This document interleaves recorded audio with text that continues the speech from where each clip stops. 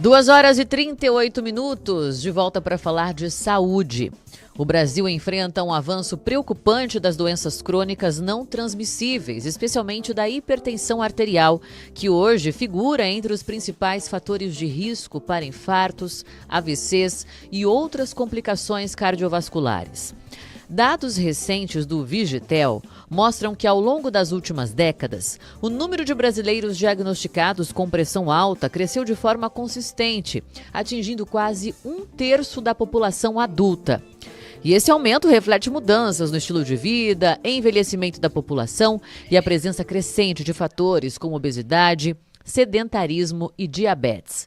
Diante deste cenário, é preciso falar de prevenção, diagnóstico precoce, controle da doença. E nós estamos recebendo aqui no estúdio CBN Fronteira ao vivo o doutor Elzo Matar, que é diretor administrativo do Departamento de Hipertensão Arterial da Sociedade Brasileira de Cardiologia e professor da Faculdade Estadual de Medicina de São José do Rio Preto, a FAMERP. Tudo bem, doutor Elzo? Boa tarde. Bem, Thalita, boa tarde a todos que estão nos ouvindo.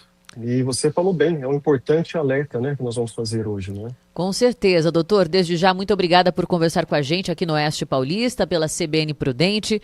E este alerta, ele deve ser feito sempre, né? As pessoas precisam estar cientes dos perigos da não vigilância da pressão arterial. E os dados do Vigitel mostram esse aumento contínuo das pessoas com a hipertensão alterada, com a pressão alta, né? E o que explica esse crescimento ao longo dos anos, doutor? Thalita, eu acho que é um conjunto de fatores. Eu acho que é que a população está envelhecendo e com a idade há um aumento aí da incidência da pressão arterial elevada. Mas eu acho que o que é mais importante nisso tudo é o estilo de vida moderno, em que se aumentou muito a questão do consumo de alimentos ultraprocessados, o sedentarismo. A gente vê que muito da diversão hoje é baseado em tela, e a gente vê também a questão do aumento da obesidade. Então, tudo isso vai levando aí ao aumento do número de pacientes com hipertensão.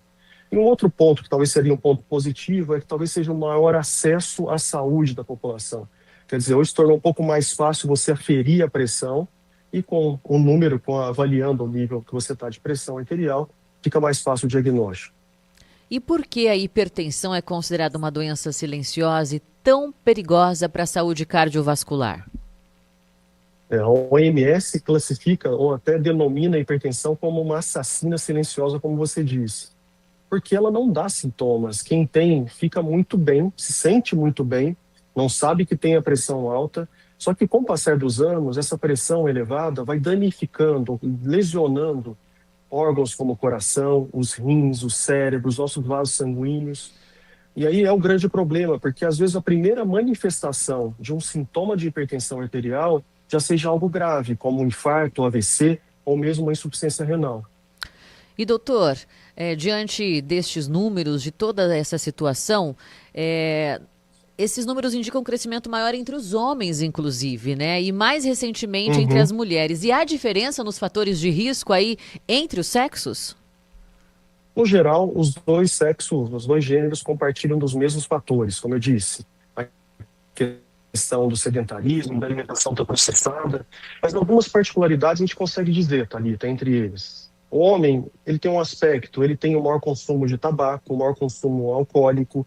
O homem tende a ter um pouco mais de sedentarismo, e o homem também tem outra particularidade, ele procura menos auxílio médico, tá? Ele acaba se negligenciando mais. A mulher tem a questão hormonal, a mulher passa por fases hormonais durante sua vida, então ela chega na menopausa, há uma grande alteração corporal, há uma tendência maior a ganho de peso, e a mulher tem uma questão social também. A maioria das mulheres, e você pode dizer isso muito bem, vive uma dupla jornada, né? Trabalha fora e trabalha em casa, sofre um estresse crônico, e tudo isso representa de forma negativa aí no seu organismo, então propiciando aí um aumento da pressão arterial. Com certeza. E em que momento a pessoa deve desconfiar da hipertensão e procurar um médico, mesmo sem sintomas? Eu acho que independente dela pensar se ela é portadora ou não de pressão alta, independente disso, todo mundo, a partir dos 20 anos de idade, deve aferir pelo menos uma vez ao ano a sua pressão arterial. Se o nível tiver, ou de forma repetida, ficar a níveis maiores do que 13 ou maior do que 8 a mínima, maior que 13 a máxima ou 8 a mínima, deve procurar um auxílio médico. Agora, se a pessoa tem os pais hipertensos, uma história familiar positiva para hipertensão arterial, ou ela é uma paciente diabética, sedentária, ou enfrenta aí um problema com peso, sobrepeso, obesidade, ela deve desconfiar que ela realmente possa ter aumento de pressão e, se não tiver nesse momento, pode ser que desenvolva a qualquer momento. Então, seria com uma frequência um pouco maior, no mínimo a cada 6 meses. E, doutor, o diagnóstico precoce pode mudar o curso da doença, né? E de que forma? Com certeza, Thalita. A gente lida com uma doença, como você disse, silenciosa. Mas uma vez que você faz o diagnóstico, essa doença, esse fator de risco, ele é modificável. É o principal fator de risco modificável que a gente tem para a doença cardiovascular. E se a gente consegue diagnosticar essa hipertensão, essa pressão elevada logo cedo, iniciando medidas não farmacológicas, quer dizer, estilo de vida saudável, atividade física, perda de peso, se for o caso, melhora da qualidade da alimentação, redução do consumo de sódio, redução do consumo de álcool, todas essas medidas aí associadas ou não, às vezes, e elimina esse risco. Quer dizer, a pessoa vai mudar a sua rota e vai com certeza mudar a sua história no futuro em relação à doença cardiovascular. Doutor, quem tem pressão alta passa praticamente a vida toda tomando remédio para controle da hipertensão arterial, né? Aí ela passa a fazer mais atividades físicas, a comer adequadamente, fazer tudo o que o médico manda. Ela percebe que se sente melhor. Aí ela pensa, eu acho que eu vou parar de tomar o remédio. E não é bem assim. Isso é um risco danado, né, doutor? Perfeito, Thalita. E ela está com a pressão controlada exatamente porque ela está fazendo uso também do medicamento. Né? A gente ter um estilo de vida saudável é a base de qualquer tratamento. Precisamos fazer atividade física, e não é só pela pressão arterial. Precisamos manter o nosso organismo em bom funcionamento, mantendo peso adequado, se alimentando de forma correta, dormindo bem, se hidratando bem, e não é só pela pressão arterial. Mas muitas vezes, tudo isso de bom que a gente possa fazer para o nosso organismo não seja suficiente. Muitas vezes a gente precisa fazer uso de medicamento, principalmente quando a causa dessa pressão alta é genética. A gente não consegue reverter isso. Então é necessário que ela faça o uso do medicamento. Ela só vai interromper o uso do medicamento após uma avaliação médica, quando um médico julgar que ela realmente não precisa. Eu vou dar um exemplo, Thalita. A gente vive aí hoje uma pandemia, uma epidemia de obesidade, de sobrepeso. E acreditamos também que 70% dessas hipertensões ou pressões elevadas que a gente diagnostica são consequências desse sobrepeso, dessa obesidade. O que a gente tem visto é que com o tratamento da obesidade, com esses novos medicamentos, as canetas que todo mundo já sabe e fala, nós temos visto hoje pacientes que estão deixando de ser hipertensos, quer dizer, que estão normalizando o nível pressórico. E aí são pacientes que realmente poderão deixar de fazer uso do medicamento. Mas esses casos têm que ser muito individualizados. E não vai ser o paciente que vai definir isso. Vai ser após uma avaliação médica, e às vezes com exames, seja eles com mapa, que é aquela monitorização, ou medindo a pressão em casa, ou através de alguns exames laboratoriais que vai se definir isso. Doutor, às vezes a pessoa ela tem a pressão elevada, toma remédio para controlar durante muito tempo, mas ela tem até um estilo de vida, vamos dizer, saudável, não tem diabetes, não tem obesidade, ela herdou isso da família. Se ela continuar com essa pressão subindo e descendo, sendo controlada pela medicação, dá para dizer assim, em quanto tempo, de repente, da vida, ela pode se tornar diabética, ela pode ter alguma outra doença por conta deste sobe e desce da pressão?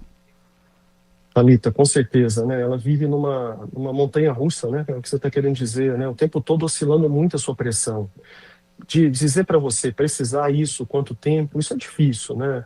Depende muito dos outros fatores que estão associados, né? Qual seria aí, realmente a predisposição genética que ela tem a ter algum tipo de dano cardiovascular, o meio em que ela vive, o tipo de alimentação que ela tem, a questão do sobrepeso, obesidade.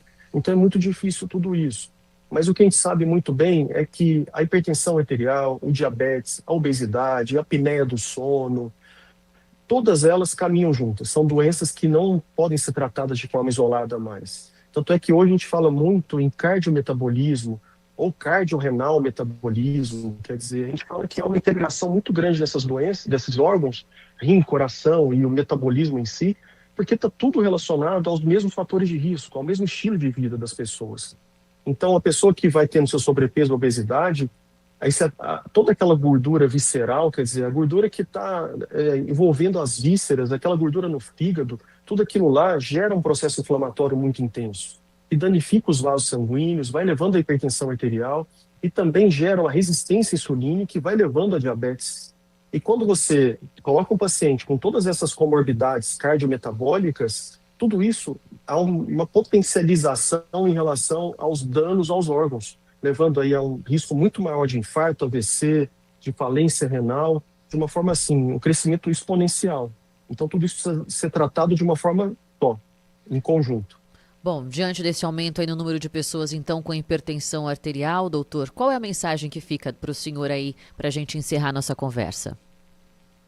Primeira questão é, tenha um estilo de vida saudável, né, Thalita? Todo mundo tem que ter um estilo de vida saudável.